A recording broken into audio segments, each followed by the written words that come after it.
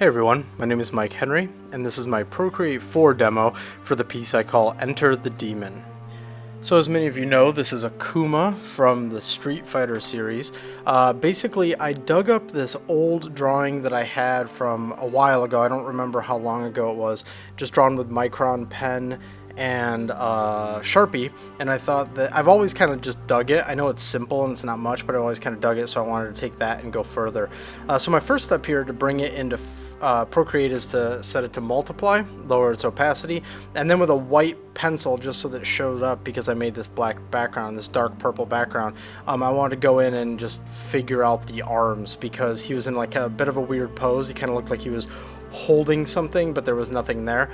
So instead I just wanted to put him into like this strong, like stoic, but he's looking over at you like you shouldn't be there kind of pose. So now here we're in right into the flatting process.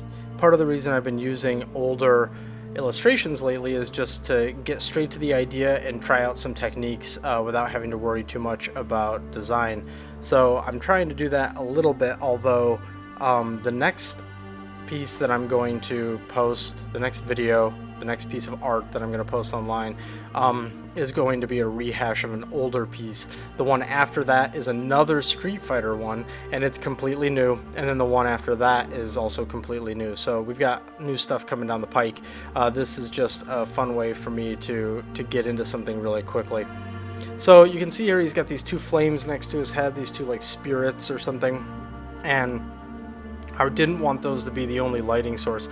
So we've got this from the bottom light source as his primary light source, and then those flames just are going to be a rim light at the end. I kind of knew that was going to be the most fun part, so I was really trying to get there, but at the same time I was doing some, I wouldn't say it was really experimentation, I was just being very mindful about the rendering on this part of it. I want to quickly reference the flat setup that you saw in the beginning, just in case you were wondering. It's his arm that's closest to us is a layer, and then his neck, chest, and back arm is a layer, and then in between those two layers is his ghee, and then on top of that is the beads, although his necklace, his beads at this point are all each individual circles, and then his torn sleeve is on top of that. And then on top of all of that in the layer stack is his head, and then his hair, and then the string around his hair, and the rope around his hair, and the rope around his waist, and the rope around his arms are all separate things that are just sort of distributed throughout that stack where it makes sense. Now the reason I did it that way was just the usual reasons of overlapping things and the fact that I keep everything so separate.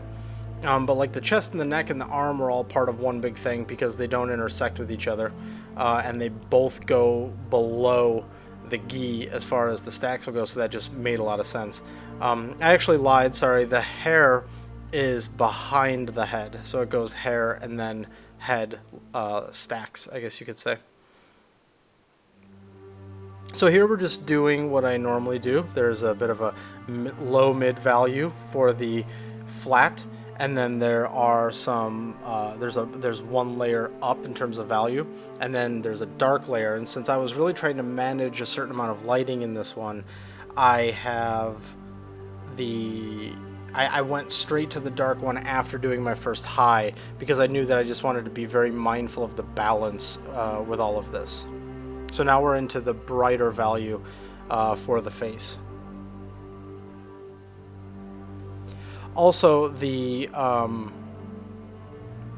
head getting completely rendered, where I'm going through all of the values of the skin, is part of just like a test case, basically. I didn't know exactly how I was going to handle the lighting and how I was going to handle his skin, and so I just wanted to get the head completely painted, the face completely painted, before I moved on to his arms and his chest and things like that. This was a fun illustration to do because I wasn't having to do a lot of thinking regarding the design, because I pulled out an old design. I could focus on the lighting and the rendering and all that, and there wasn't too much that was unknown going into this. This was kind of just like fun drawing Akuma kind of thing, so when I was drawing it, and doing the painting. Sorry, when I was doing the painting part of it, it was a little bit of autopilot and just, you know, choosing to do some little special things here or there where I could. I painted the whole thing while I was watching season 5 of Arrested Development, so that's what I'm thinking of when I watch this video again. Now, we're not to the point yet where I'm going to talk about the beads, or excuse me, we're not to the point where I paint the beads, but I'm going to talk about them.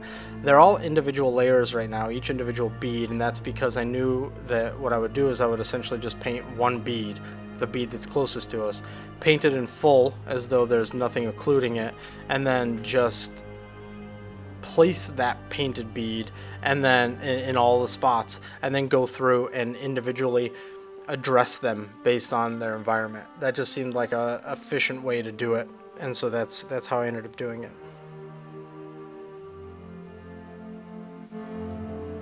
Is this music properly ominous? I hope that it goes with the vibe. I mean, it's not really an Akuma sounding soundtrack, so... Alright, no, let's change it.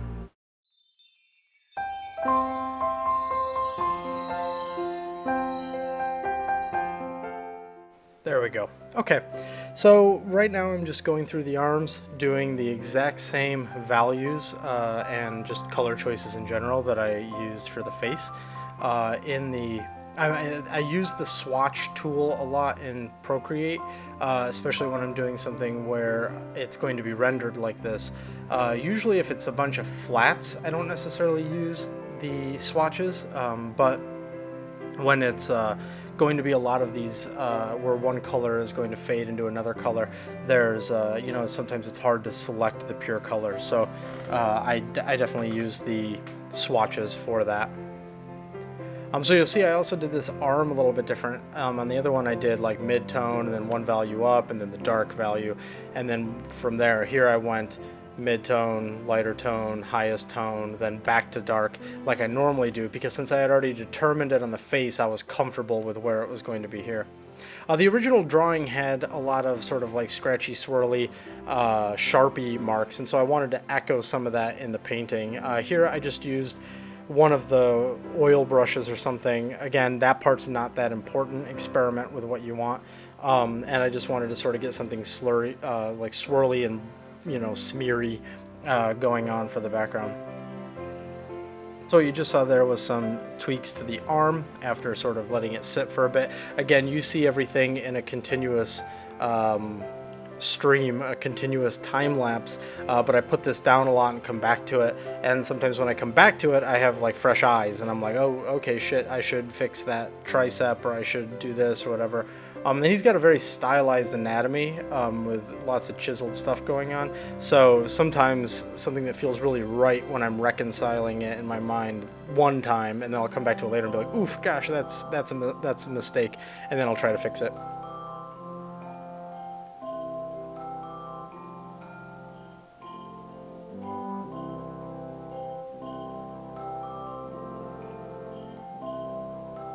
So soon we'll have the teeth, the eyes, and the skin done, which is a lot of what's going on here. And now we move into the beads. As I said before, the methodology here was to apply the lighting to one bead, which is what you saw there, and then because the time lapse goes super fast, then I duplicated that and put it in the spot of all of the other beads. So that's why all those beads in the time lapse suddenly were all rendered. But of course, they're all rendered as if they were in their own personal little void, and so now what I'm doing is I've flattened each one of those just to save on layers, and I'm going through and sampling colors and then painting in either the shadow or the highlight or the this or the that I need to put in there. And again, to save layers, the mentality was also that when I was done with all of this lighting stuff, I would then go in and put little nicks and scratches across all of them on a separate sort of nicks and scratches layer, just to save layers. When it's all done, and again this Akuma piece gets duplicated multiple times when I hit layer limits, eventually all these beads will just get merged together into one layer.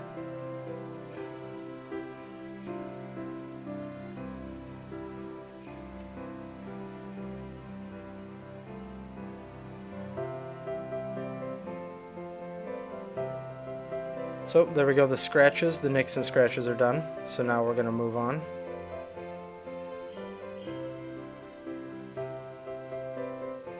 And now to the hair.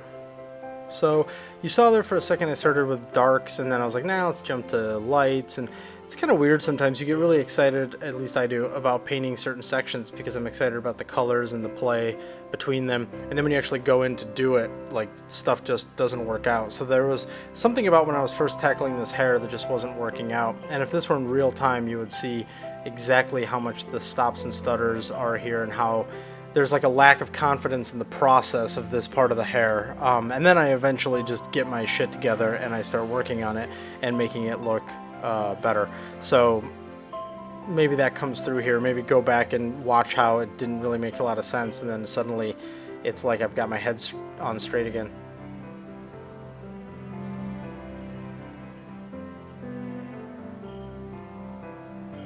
You can see with the way that that ponytail got cut off for a second that that's on its own separate layer.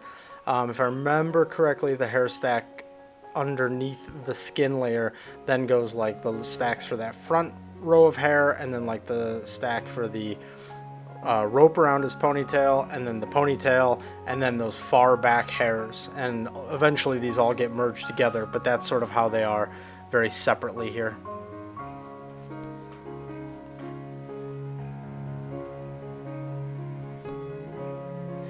I've been trying to experiment more lately, and they're not experiments that maybe are very obvious to viewers, but it's just little ways that I might handle this or that as I'm going through it.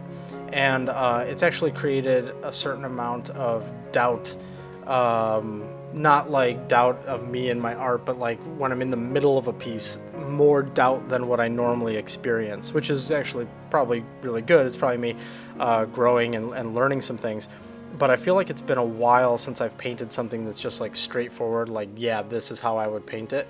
If you look at my ArtStation or my DeviantArt, there's the Viking I recently did and the Fox Monk that I recently did. Those were both done in Photoshop, and those felt comfortable. Those just felt like, oh yeah, this is the thing. I render the thing this way. But for Procreate and for this channel, I try to come up with at least something that's a little bit unique every time I do something. And again, it might not be super apparent to you guys, but it makes it so that there might be some things that are just not ideal in the piece. They don't really bother me, but when I'm in the middle of it, I'm worried maybe that they're not going to come together. This Akuma piece, I certainly felt that way. Not nearly as bad as the last one, not nearly as bad as the old hipster guy, but just to a point where I was like, huh, this should have been just really simple, and for whatever reason it wasn't. Ultimately, it all comes together, and I'm not suffering or anything over here. It was just one of those things where trying to do new things as often as possible is certainly going to throw some doubt into your process. Not this one, excuse me, not the next one. That one is a rehash, and there's not a lot of doubt in that one. That one's pretty rock solid. But the one after that is another Street Fighter piece, and I'll tease it a little bit right now, but it's going to be pretty unique because I worked in a very, very large canvas for Procreate. I worked at 8,192 by 3,428 at 300 dpi, which only allowed me 15 layers. And so I think you guys are going to be really interested to see how I managed to do that.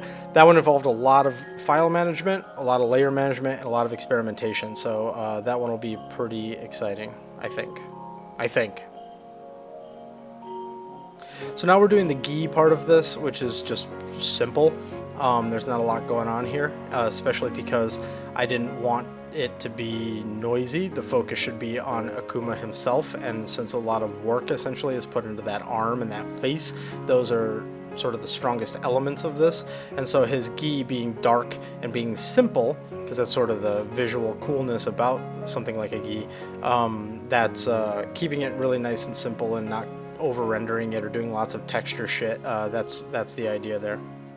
Now we're getting close to the end here where things are going to start coming together really quickly. I've tried to extra slow down certain sections, so hopefully it'll all be cool. So right here is where I start doing some just quick lighting adjustments, and I throw in some of this smoke that's coming in. Here I've slowed this down as much as mobile iMovie will allow me to. There's a color layer you saw there, there's some darkening around the edges, and now let's zoom in and handle the rim light. For a second you saw some blurry blue coming in, and that was me just throwing it on real quick and being like, yeah, this is about the right spot where all that blue should exist. And now here I am taking the just hard brush and painting it in there, and then using the soft eraser to erase away like I do with just about everything. So the premise for the rim light was actually I was going to use a sort of an older technique, just a technique I've had around for a long time that I always use, or used to use a lot but not so much anymore, where I use a color, or white sometimes, as the rim light. And then when I'm done with it, I duplicate it, and on the under layer I really saturate it and blur it. And so it's very similar to the way those flames are, where they're like a light blue, but then that's obviously a darker sort of bluer blue that's used as the glow, and that was the same principle that I wanted to do on the rim light here. Now there's obviously, like in all my stuff, the lighting is stylized, it's not 100% accurate, so this rim lighting is mostly meant to bring a lot of attention to the head. We've got these blue flames which are contrasting across the whole piece, and then they bring blue to his face, which is then going to separate him from the rest of his body. There's some blue that ends up making it onto the beads, but it's severely diminished compared to the intensity of what's around his face. Now we go to the other side. Some of that diminished vibrancy that is also because, of course, the beads, at least my version of Akuma's beads, are dull.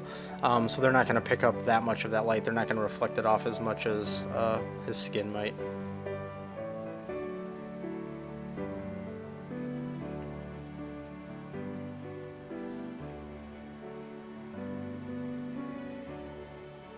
I don't know why I turned off all the layers there. For a second, Akuma's face disappeared. I don't remember why I did that. Here's just a little bit of subsurface scattering on his ear. I was like, hey, what does an ear look like when blue light goes through it? And I was trying to find a bunch of reference, and the best I could find is that it's actually not much different from when any kind of light passes through it, that the color is usually taken on by the all the cells in the ear, not by the light that much. So that's what happened there. So there we've got a little bit of additional glow onto his face. And now there's the phase where I'm just going through and I'm taking the oil brush and I'm adding like a little bit of brush strokey things. And all I'm doing is on a top layer, I'm sampling and then streaking it. And that's how I'm sort of finding that. Here at the very end, we've got a bunch of little tweaks to the lighting. It's a lot to go through and it's really kind of meaningless. I think the bigger point is to just see how it sort of maybe pushes and pulls the eye, the viewer. But that's it. That's the end of the piece. So here it is, completely finished. And just for comparison's sake, because it's always fun, here's the original line drawing that was done in a sketchbook with a micron pen and a Sharpie. Here it is overlaid, so you can just see sort of how it corresponds and like what was changed. And then here's the final piece one last time. So thanks a lot for watching. If you enjoyed this video, please consider liking and subscribing and turning on the notifications and all that other shit every channel tells you to do. And I'll see you on the next one.